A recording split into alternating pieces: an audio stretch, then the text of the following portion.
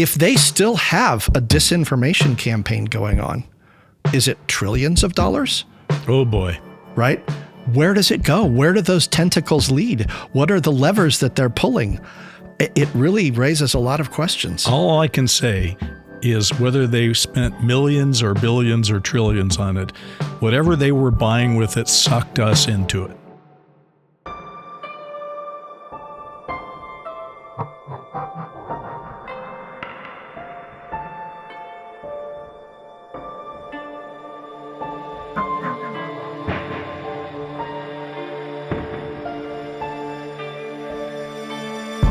I'm Bryce Zabel. Have you ever wondered if there's a secret connection between Hollywood and UFOs? I'm Brent Friedman, and you are listening to Sound, Light, and Frequency. And in this episode, we're going to take a trip through a wormhole and make contact with an interdimensional alien. One who happens to look a whole lot like Jodie Foster's father?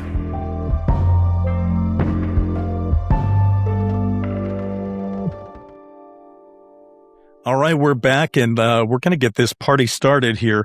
We're talking about Contact today, which we're using as kind of a portal. It's a film, of course, but we're using it as a portal to talk about all kinds of things like what it's about, SETI, the search for extraterrestrial intelligence, but also about what that means, whether there's life out there in the universe, what does it mean for UFOs. We've got some personal stories. I mean, this is really a full-on show that we got. But what's interesting is just for those of you who maybe haven't seen Contact or haven't seen it for a while, remember, this is the one where Jodie Foster plays someone who's listening for signals from space. She finds one, and then the games begin, which we'll be talking about. But what I find fascinating about it, Brent, as we bring you in here, is that maybe, just maybe, the aliens don't come to us, is what Carl Sagan, who wrote the book and then inspired the film, but maybe they bring us to them. Yeah, that is one of the key differences between that and certainly a lot of the movies we've seen, particularly the last movie we did, which was Close Encounters. But there's some other really interesting distinctions that Contact has, which, by the way, one of my favorite movies, not just in this genre, but of all time. I've probably seen it 20 times. There are no UFOs in Contact. There are no aliens. There's an energy being that presents itself as an NHI. There's a really interesting spiritual element within the show as well. And most importantly, interdimensional travel. Might have been one of the first movies that introduced interdimensional travel. It's really gone down in history where it has improved with every year. People really have found this film. Instead of moving on from it, they found it and re-embraced it. Just so everyone literally does understand what we're talking about, if you were to give Contact, the film that was directed by Robert Zemeckis and came out in 1997, if you were to do the log line for it, this is what I think it is. When a brilliant SETI scientist deciphers a message from an extraterrestrial intelligence, she must fight political opposition, personal doubts, and humanity's fear of the unknown to become Earth's first ambassador to the stars. It's a little highfalutin, but it is one sentence. So therefore, it's a log line. Yes, well done. Well, so we've already listed some interesting kind of unique qualities of Contact, but I think one of the most important connections that I think we can make is to Carl Sagan, who was not just the author, but was also somebody that was known in pop culture for his views on the search for extraterrestrial life. And also, Bryce, if I'm not mistaken, you have a personal connection to Carl Sagan. I can't wait to talk about this one. I'm not going to do it quite yet, but I did meet Carl Sagan. I was the host of a show about the Voyager 2 encounter with Saturn. He was my guest, and we got into an argument in the parking lot afterwards about whether UFOs should be acknowledged by him or not, which we'll get to. But before we do, what I think is so fascinating about this is every movie has a story behind the story, but this one is really kind of complex and kind of interesting and compelling. This started in 1979 when Carl Sagan and his wife, Ann Druyan, decided that they would write a treatment for a feature film. Because he'd been, he was the host. He was recording Cosmos, which was this huge TV phenomenon at the time. And they thought, well, let's capitalize on this. We can sell a movie because we're hot right now. So they wrote a 100-page treatment for a feature film. And it was picked up. That's a script. That's a script. Yeah. And people that have read it, I haven't been able to get my hands on it, but people that have read it have often described it as pretty much a script in narrative form. And it went into development, as we call it in Hollywood, development hell, where it sat around. It really didn't sit around, but for 7 years, it didn't get instantly made. And over the course of the lifetime of this film, Brent, and you and I can relate to this because we have rewritten people and we have been rewritten, but there were like a dozen screenwriters who took a crack at this script over the years.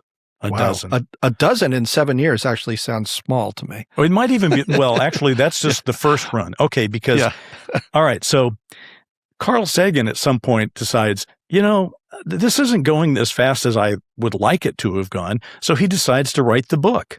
And Carl Sagan, after my little encounter in the parking lot, which, as I said, we're going to get to, Carl Sagan decides to write this book. And he does. And it becomes a really big, popular book. And I own one of the original copies of it. And I read it at the time. And I thought, wow, this is really a great piece of writing. And it's really mind-blowing. And I enjoyed it. So then that book gets optioned and goes back into the development process. Now, remember, we're starting in 1979. The book's coming out in 1985. It's a big hit.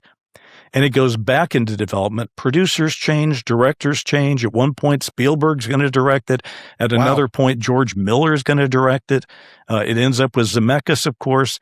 It goes on and on. They rack up the dozen writers. And finally, it does get made in 1997. And it has been a football. It's been kicked around. Everybody's had their vision of it. And I think the thing that is kind of interesting for me, because usually, and as I'm sure you probably agree, but when Hollywood rewrites a project that much, it tends to level it down to almost nothingness. And you just kind of go, that's really nobody's vision. It's not, it's like nobody's vision. But in reality, I think we're both fans of this film. Absolutely. I mean, it was one of the first films, I believe, in this genre that introduced the whole concept of religion and spirituality and made that a focus. But then the irony is, correct me if I'm wrong, Sagan was an atheist. Totally. And so the fact that it was so front and center in the storytelling was interesting, but also not just that he was an atheist, but he didn't believe in UFOs. Is that correct? Yeah, but quick story, though, about Sagan being an atheist. Okay, so the movie is really kind of a bit of a back and forth about science versus religion. And I think that's really compelling. Science is represented by the Jodie Foster character, Ellie Arroway, who is a scientist. If she can't prove it, tough luck. Whereas you got on the other side, Matthew McConaughey playing a guy named, Palmer Joss, which is quite a feature name, I guess. And McConaughey is this religious guy. And so they go back and forth. They even sleep together. They're not in the book, but I guess in Hollywood, they thought somebody better have sex or it's not a movie. So they do sleep together. And that's compelling in its own right, I guess. But Matthew McConaughey told this story once where he said Sagan ended up on the set and he mesmerized everybody by going on and on about the size of the universe and everything. And everybody is just like, oh my God, this is so interesting and so compelling. And then at the end of it, Sagan goes, and that's why I'm an atheist. And Matthew McConaughey's take was, what? You just lost me. That's why I'm not an atheist. You had me all along thinking that's proof for God. So to me, that says something about it worked. If it allowed people who were atheists and then also strong believers in God to say, it's got me thinking, it's got me talking. And even Jodie Foster, I believe, said that at the time she was an atheist, but it made her think. So bunch of atheists making a movie about God via science. Yeah, very, very interesting. I think that overlap, the division, I should say, between science and religion is one of the core dividers in our culture today and has been for a long time. And yet this movie does something interesting. It bridges those gaps and says the commonality between science and religion is faith, right? Right. Because science cannot prove everything, right? And much cannot be proven with religion. And it requires faith. It requires a belief. This goes back to that concept of taking the leap of faith, right? That's just like what Roy Neary did at the end of Close Encounters. That's what Ellie Arroway has to do in order to get to that final destination, is take this massive leap of faith that this craft they've built is actually going to carry her safely to wherever the destination is. What's fascinating, by the way, is that on the leap of faith topic, is that there are other films that have invoked messages from space. We've already talked about Charlie Sheen doing The Arrival, where he literally has the same role as Jodie Foster has, the guy picking up that first message. But then, if you think about it, 2001: A Space Odyssey, there's a message coming from Jupiter that they pick up. I believe the X-Files second season premiere had a message from space. The Three Body Problem, which was just made into a Netflix series last year, starts with us sending a message to space and then it getting returned in a violent way. And by the way, sending a message into space is classic Carl Sagan. Carl Sagan met his wife, Ann Druyan, and I hope I pronounced her name correctly, but they met while designing the gold plate that went on the Voyager spacecraft that showed the naked man and woman and tried to explain to an alien race what humanity was. It had music on it. It was so, in some respects, you could say it's kind of naive because you're assuming that if anybody, first of all, nobody will ever find it, but if they did, you don't know who they are. And that's why Stephen Hawking, a few years back, back in 2010, I think, said, we should be careful before we start sending messages into space because maybe the people who get it won't be so nice to us if they show up. Yeah, exactly. Well, but that also reminds me of another connection here, which is when you talk about Carl Sagan and Anne participating in the Voyager project, I know Sagan didn't work for the government, but he was part of that the ad hoc committee to review Project Blue Book back in 1966. And I'm guessing he was brought onto that because he was a known skeptic. I think we're leading up to the famed parking lot debate. Yes. The great debate in the parking lot. Okay, I did it. I was trying to funnel you into that conversation.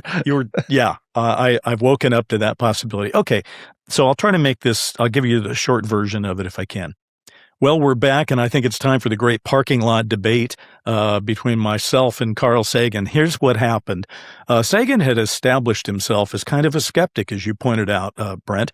He'd gone on many shows. He had talked about how he thought the universe was teeming with life. There, the famous billions and billions of planets out there and that kind of thing. And yeah, thank you.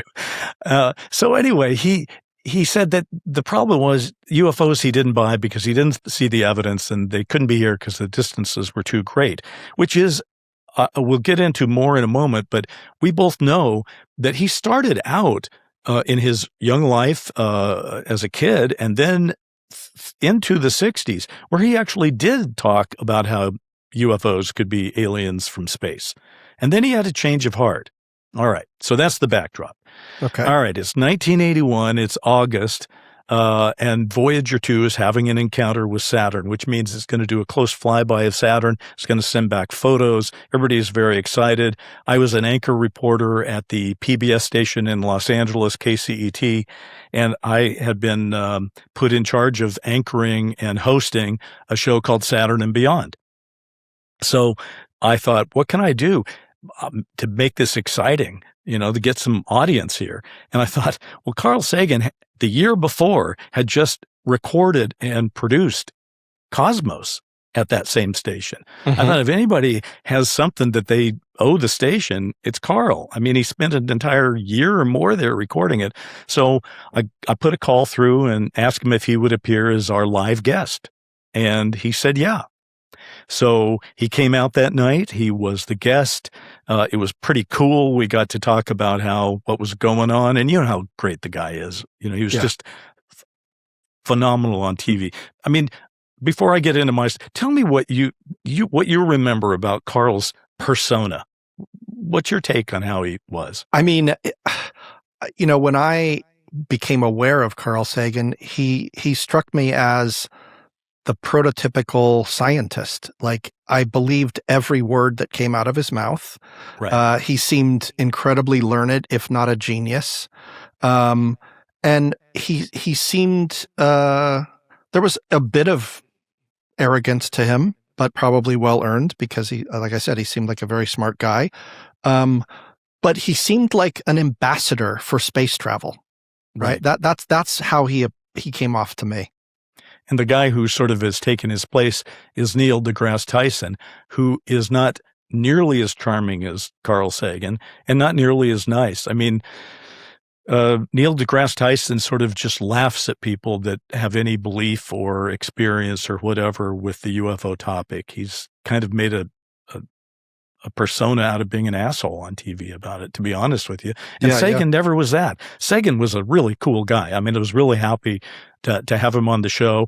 I didn't know at the time that he was a pothead. He smoked a lot of pot. He was high most of the time. He was writing that famed feature treatment. Right. This was late 70s. This was late 70s, right? And by the way, this is not a story about me and Carl Sagan getting high in the parking lot, which might be an even better story. But okay, so we did the show. It went great. And then he was charming, and he went out and shook hands with the crew and everything. And as the sort of the host producer, I thought, you know, it's kind of my job to be a host. So I said, can I walk you to your car? And I think he had he was going to do Nightline out at JPL. So he had to sort of get out of there and get going. So I walked him out to the car. And as I'm walking this guy out to the car, I don't know why this exactly came to my head like something I should do. But I said, you know, I'm not sure I agree with you on this UFO issue. And he's like, now, I don't have the exact words of everything here. My memory's not that good, but he kind of looked at me like, oh, yes. You know, one of those very skeptical things. And I said, well, look, you're famous for saying there are billions and billions of stars out there in the universe. You've even said the universe is teeming with life and that some of it has to be intelligent and that it's clearly more advanced than we are, even by maybe 1 million years. But you also insist these other beings could never be here on Earth because the distances are too vast. And he looks at me and he goes, he had been smiling up to this point, got a little less smiley, and he goes, what's your point?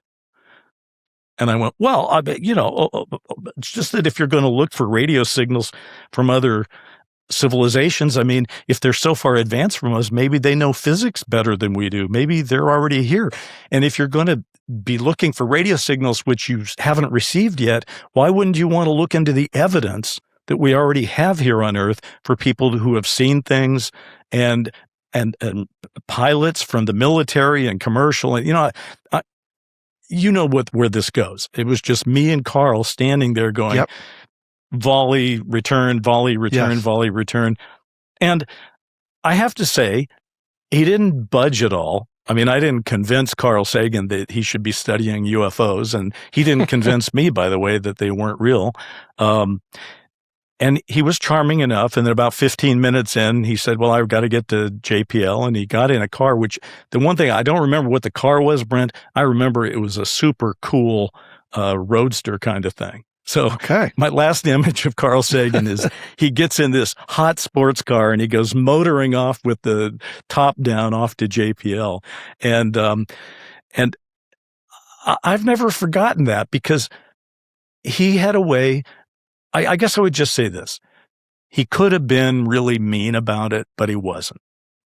He didn't agree with me, but he didn't make me feel small, which Neil deGrasse Tyson would do if you got in a debate with him. He was just cool, but I just felt like there's something not right here, that something's not quite right, because he as a scientist should want to look at data. And there was plenty of data from pilots, et cetera, which is going to lead to part 2 of this story, I guess, which you were part of. Well, I was just going to say, for being such a nice guy, he kind of got the treatment from us when we put him in Dark Skies as a character. I feel really bad about this story we're going to tell because, in full disclosure, I guess we should just say, during the production of Contact, during the early production, Carl Sagan died. He had a virulent cancer. He'd been fighting it for like 3 or 4 years, and he passed away, which we didn't know that he was ill when we made him a character in Dark Skies. But he was. Right. Yeah. I had no idea. Me neither. I mean, it makes me feel bad in retrospect because whatever. But anyway, tee it up and you run with it. So here's the thing. Later on in the first season of Dark Skies, we were looking to, bring in other characters and storylines from pop culture. And even though there was no proof that Carl Sagan worked for the government, like I said, he was involved in Project Blue Book, we decided, well, let's say that he did work for the government secretly, and that informed his positions. And so we brought him in as kind of the chief scientist working for Majestic 12. Brent, I have to say, he's in the final 2 episodes. Right. One episode is called Strangers in the Night, and he's in that one. That's where he gets recruited. And he's in our final episode called Bloodlines. Here's the thing that I thought was so interesting about it, though, because it actually mirrors something close to what I think might have happened, which is in our episode where Carl Sagan is recruited, he gets picked up by the Majestic 12 folks, and he's freaking out because he's saying, this is kidnapping. You're kidnapping me. And our Carl Sagan was played by a wonderful actor named Joe Erla. And he's very interesting. He's not doing a complete impersonation. It's good. He's a good actor. So he's playing Carl, and he says, you've kidnapped me. And the head of Majestic 12 says to him, I want you to understand you're in absolutely no danger, Dr. Sagan. We have information you probably want to hear, and if you want to hear it, we'll be happy to tell you. But at that point, you're going to be working for us. If you want, I can pull the car over right now and let you out. And if I do, you'll never find out what we know, and the choice is entirely yours. And of course, who can he resist? Takes door number 1, and he says, "Tell me what you know." They bring him in on the whole alien scenario, and his job is to be their chief scientist, as you said, but also to become the chief, skeptic to America. Yes. Right. Falling in the footsteps of Donald Menzel, who had done it in the 50s, who was a Harvard astronomer who it looks like may have been a part of the Majestic 12 organization. He's listed on the documents, but he was America's most public skeptic and debunker. Right. Well, so here's the interesting thing. Look, everything we just talked about is obviously purely fiction. We have no idea what Carl Sagan was doing with his personal life, what choices he was making to gain knowledge or not gain, and why he was a skeptic. All of these things are not available to us. But put aside Sagan's personal beliefs and even a potential government allegiance, Contact, the movie, it raises some interesting questions, because I think one of the things I'd like to do is turn this back on Hollywood. And the question is, who decides what movies get made in Hollywood? Now, you look at what you described as the journey of Contact, starting off as, a treatment written in the late 70s, I think 79, you said, that then went through a bunch of development hell. And then that prompted Carl and Anne to write the novel, which then got optioned and eventually turned into a movie. And so I guess the question is, did it become a movie just out of what they call in the biz luck and timing, right? Or is there something else going on? Now, and here's the thing. Look, it's ridiculous to say that every movie or every TV series is part of this managed disclosure that a lot of people believe is going on, or disclosure or disinformation. But is there potentially a macro narrative that's taking shape over the course of decades? right? That you have to pull way back to be able to see the pattern emerging. So this is what I want to do. If you look at the connections between the last movie we did, Close Encounters of the Third Kind, came out in 1977, and Contact, which came out in 1997, a lot had changed culturally, and specifically with regards to space travel, because in 1986 was the Challenger disaster, which took the wind out of a lot of people's sails and made space travel a little less romantic and a little bit more scary. And there's plenty of dissimilarities between these two movies. You know, you've got physical aliens versus interdimensional beings. You've got physical nuts and bolts craft versus interdimensional travel. But there is this recurring theme between those two movies, and frankly, a lot of the movies in between, which is NHI are more involved than humans, but like us, there are benevolent and malevolent NHI.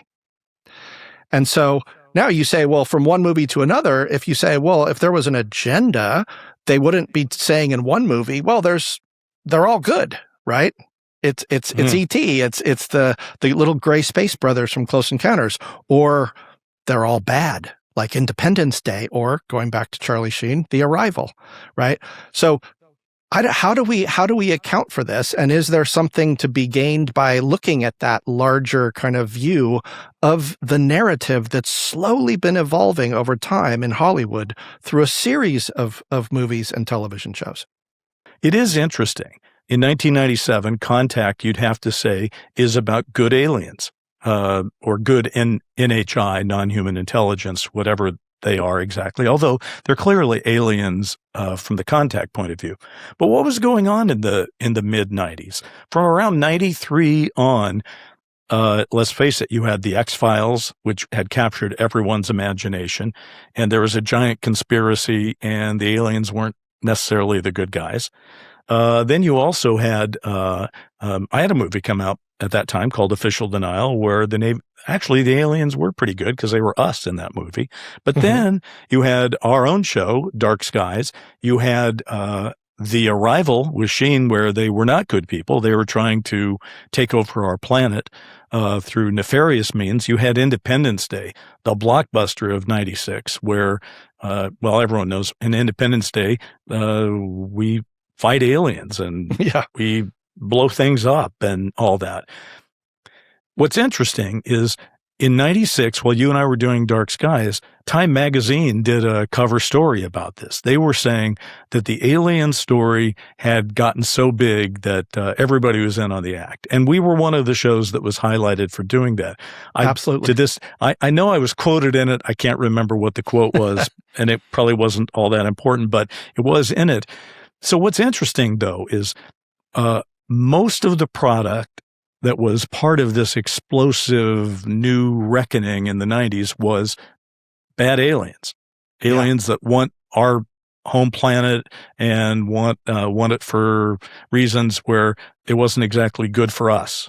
Even actually, if you go back to 93, when X-Files debuted, you also had Fire in the Sky, the Travis Walton case, which we'll be doing a show on later in the season. But that was not good. The aliens weren't good there either, at least as they were portrayed in the film. And then along comes Contact that says, you know what? Not only can the aliens be good, they can still have their own agenda, but they can be on our side more or less, or at least like they're the big brothers, sort of almost Spielbergian, the benevolent space brothers kind of thing.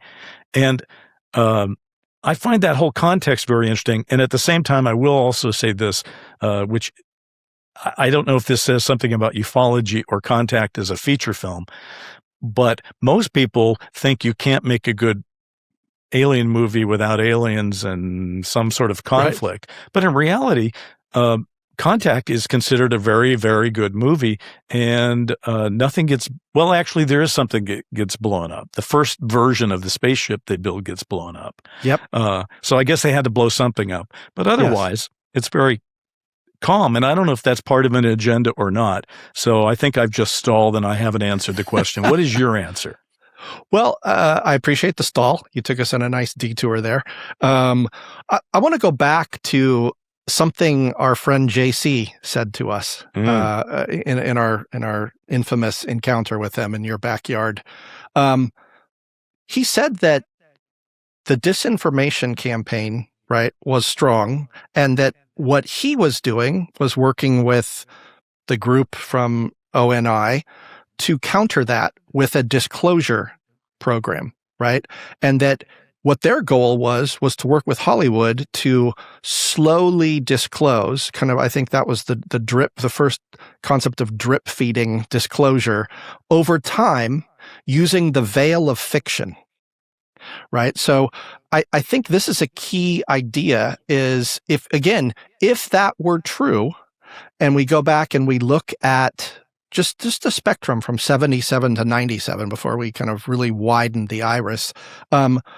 In the 3 episodes we've talked about so far, one of the central messages that you could glean from looking at just that 2 decades of Hollywood data is that there is a message, right? There is a core message that is above all of the narratives or all of the plots, and that is we are not alone, but the visitors are not that different from us, except for their mental and physical capabilities, right? That's where they are above us. But in terms of being like us, there are good ones, there are bad ones, there are ones who are trying to help lesser races, there are some that are predatory, right?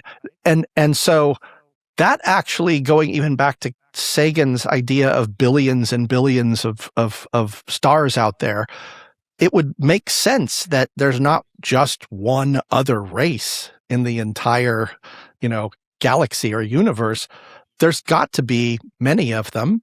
And what I feel like Contact did well is it expanded the conversation. And it said it doesn't have to just be from planets, right, that are 26 light years away.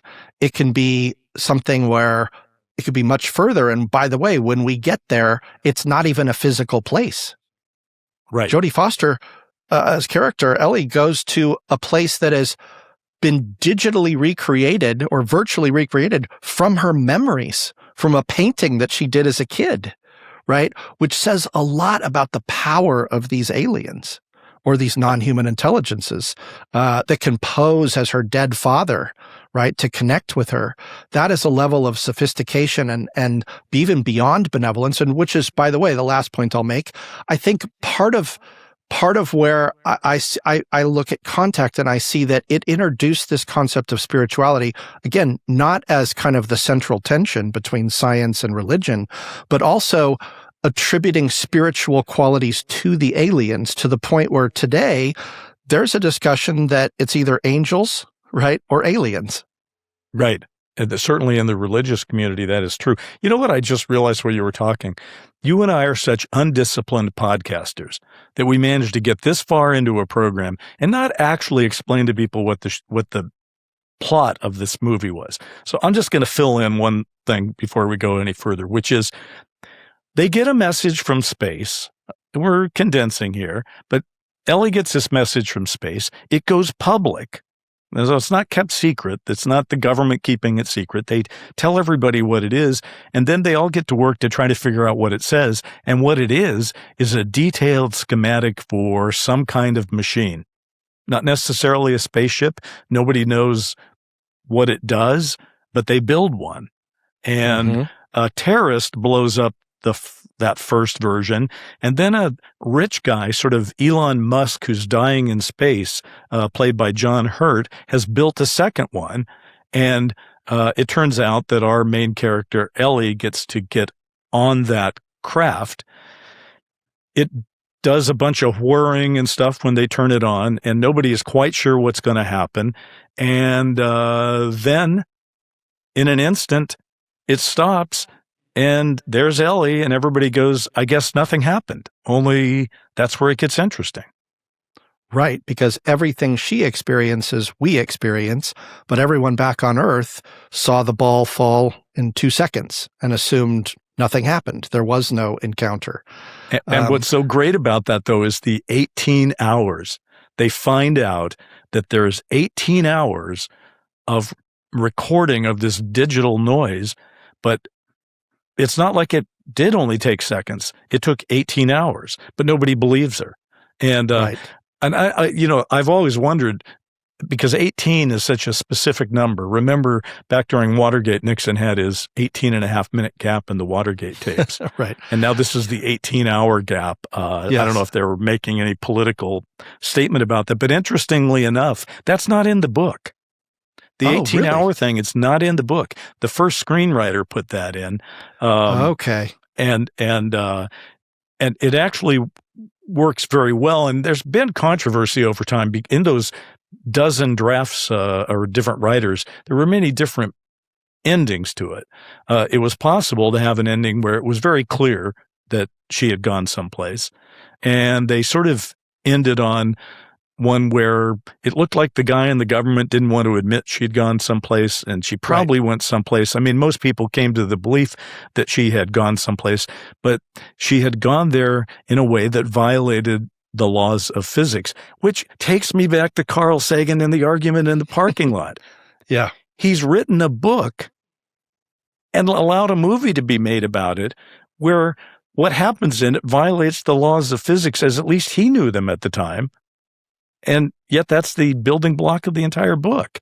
So I found that interesting. She gets there wherever she goes through, at first, in the first drafts, it was a black hole.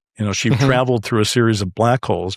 And then, as I understand it, Sagan revised that when he did a little more investigation into wormholes.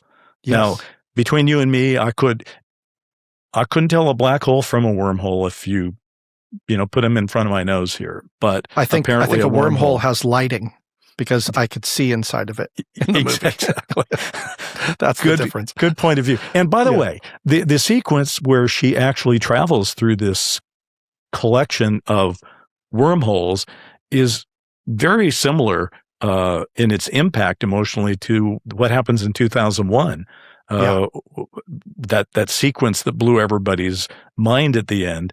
And it's really powerful. And you think about what's happening. She gets there, and the guy who isn't really her dad but looks like her dad, it's a very efficient way to play an alien. You get an alien, but you hire David Morse to play it. But David Morse, her father, says that the alien race, or the consciousness he represents, didn't build this. Yes. Somebody else built this subway through wormholes, and they don't know who it was, which really blows your mind.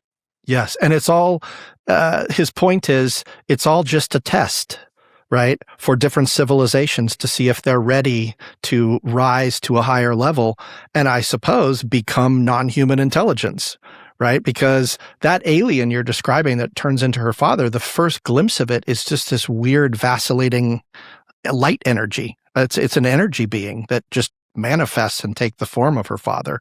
One of the other things I want to talk about too is that that whole experience with everyone else seeing the objective reality, right, of the ball falling to the ground, right, in the big device that they made. And by the way, just to clarify, Brent, because people may not, the machine that Ellie, a.k.a. Jodie Foster, is in is a giant metal sphere.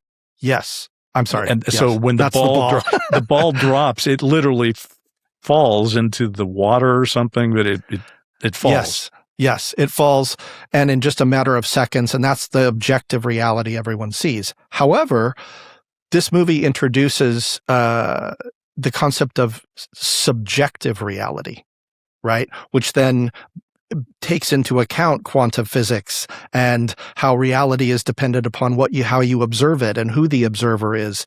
And so I think that's a really interesting thing, because her experience correlates with what many people who have experienced the phenomenon say, which is they had a very unexplainable experience that felt surreal and strange and was totally unique to them. And by the way, that correlates to many abduction experiences where there is no actual evidence, right? Ellie came back And other than the fact that we experienced it with her, she had no tangible evidence she could present, right? And so this is another thing that is a common theme through all of the movies we've talked about so far, or all of the movies and TV shows, which is that there is a government cover-up going on regarding the truth about UAP and the phenomenon. That is touched upon in Dark Skies, obviously. Certainly in Close Encounters, where they try and stage a whole quarantine to keep everyone from learning the truth. And in this movie, we have the whole congressional hearing at the end, where it's not just that the government is trying to cover something up. They go through a public humiliation process, right, to make her look stupid, right, and to cast doubt on her story. Meanwhile, they have that 18-hour videotape that you had, that you mentioned, and they have evidence that something happened, but also key is they don't even know what it was. No. They can't even explain it. It's what it does well as a movie, and I don't know if there's any science behind this, but as a movie, it does take you back and forth where you get to say, what's really going on here at the end? Because first, as you point out, we do experience it with her. We go on that trip, that journey, whatever it is, through the wormholes, and we see it. So you go, okay, that was real. Then they make you, the people are questioning it, and it's like, no, she didn't really do that. She had all this happen in her mind. Okay, so now that's the explanation. And then they find the 18 hours, and now suddenly you're like, well, wait a minute. Could that be what really happened? And then they point out, well, just if you're going to put something in a giant electromagnetic machine, you could probably screw up the time and space on a digital recording. Yes. So maybe it didn't actually happen. And then you put her inside this hearing where they do everything they can to tell people not to take her as a credible witness. And then at the end of the movie, you realize she was certainly very changed by it. But again, if you wanted to believe that it didn't really happen, I guess you could still believe that. And if you wanted to believe that it did, or either way you can go. And Robert Zemeckis, in interviews that he's done about this film over the years, has clearly said he wanted the ending to be that way, to be a little hard to figure out. And he got it. But he also said, and I find this very interesting, I'm curious what your thoughts were. He said he thought it prevented his film from being the big film it really could have been. It was a big film, but it was released the same weekend as Men in Black, and it came in number 2. And his take was, if only he'd said it was totally real, that would have given an audience more to grab onto. Do you think so? I absolutely do think so. I think it probably would have been embraced more in the mainstream, in the same way that the end of Close Encounters is unambiguous, right? He gets on the ship, right? There's no, oh, he hit his head and he's imagining maybe that he's going on the ship. He gets on the ship at the end, and we're left to believe that he's off on some wild space adventure, as an ambassador for mankind. The ambiguity at the end of this movie, I really appreciate. It's one of the reasons that I love rewatching it, because it keeps changing my point of view. So I think that's great, but I think that did probably prevent it from catching on in the mainstream. But something else that I think is fascinating here is that this idea that the government in that movie, the simple concept that they were not willing to disclose all of this to the public, when, by the way, Bryce, and I say this because you wrote the book on disclosure, literally, with Richard Dolan. They have a disclosure sequence in early on in Contact that is a montage event that lasts about a minute, right? Yeah. It has absolutely almost no impact at all in culture. Everyone's like, oh, okay, there's intelligent life. That's great. But let's get this machine built and see where it takes us. It is extraordinary. I'm glad you brought that up, because I wanted to at least get to that. While this movie is not inherently ufological, as some of the ones that we'll be talking about over the next weeks to come, it does talk about disclosure in a way where you could ask, is that really how people are going to respond? Because it raises a question. Is what's potentially and inherently difficult about disclosure when we realize that they're looking at our nuclear power plants and our nuclear weapons? Is that what is disturbing about disclosure? Or is what's disturbing about disclosure is just people coming to the conclusion that we're not alone? And I think what Contact seems to say is the mere act of learning we're not alone is not going to freak everybody out. Right. And of course, the fact that they're way out there and they're of no inherent threat, that probably is a little more so. I will say this, you mentioned it was very direct, but it was short. Apparently in George Miller's version of things, there was a much stronger bit about disclosure. It went on longer and it went down different alleyways and so forth. And I think George Miller's version was going to be more like Twin Peaks, I think, or something. It just was a different take on the material. And clearly, as I understood it, he was going down a different road about disclosure, that it would be a little more disturbing to people. I'm going to steer this ship back to this concept of the government cover-up and why wouldn't they disclose? And again, that 18-hour video, which was just, noise, was just video noise. There was no truth that was being hidden other than that something happened inexplicable. Well, this idea that there is a government cover-up runs through all the movies, as I said, but it also was very specifically responsible for Dark Skies even making it to the screen. Now, in the next episode, we're going to take a look at a lesser-known movie called Hangar 18, and we're going to revisit a conversation that I had with a man named John Harrington. We're not going to get into all the details at the moment, but just suffice to say that in 1981, he was working in the Reagan administration. He was a good family friend of mine that I had grown up with. And for a series of reasons, I ended up in his backyard one night having a conversation that blew my mind. I don't know how else to put it, where he essentially disclosed to me that aliens are real. And that conversation led to later a lunch that, Bryce, maybe you can talk about when I dropped that story in your lap and how that turned into the series that we ended up developing. The lunch. I think I had fish with pesto pasta. No, that's probably not what you're talking about. Yeah, we went to an Italian restaurant near Universal, and which we're look. I don't want to lay Cod everything del out Sol. for the. I remember it. Cod del Sol, beautiful restaurant. Had many a fine development meeting there. Although yours stands out because you told me that story. And honest to God, this is a great story. I'm not going to put any more details about it because I want everyone to hear it in Brent's own voice in this next episode. But all I can say is I was developing a UFO series at the time, and I ended up saying, I got to do it with this guy because of this story. This is a freaking great story. I get chills. I get goosebumps thinking about it even now. So I look forward to that because it's honest, it's real, it happened, and we're going to take a little time travel back to the early 80s to sort of set the stage for what was going on, not only in our lives, but in the lives of this UFO world and what people were thinking. I just wanted to throw more on that. Do you want to, I don't want you to give too much away, but.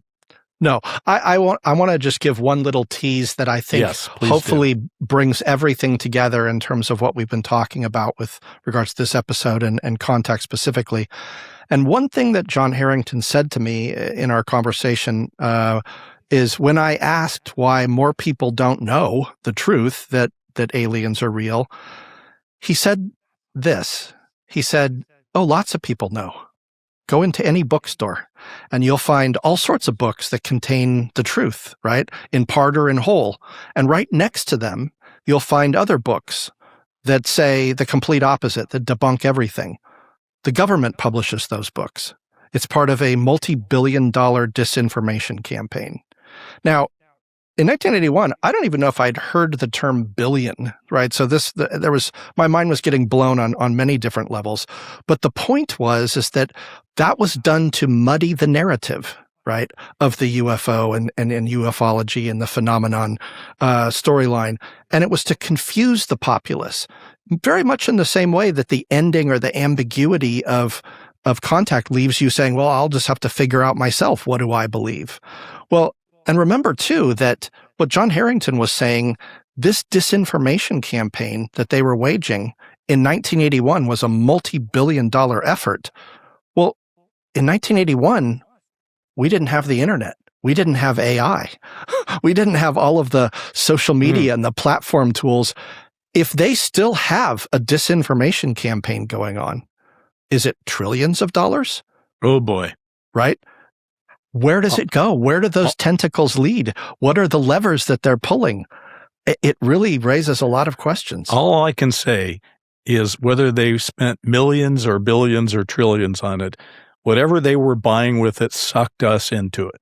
We got sucked into that world in a very real, authentic way during the Dark Skies show, and we'll be talking about that. And now, as we round the corner to wrap this thing up, though, one of the things I was talking that I responded to as we've been talking about that ending is it does go back and forth. You can believe it, you cannot believe it.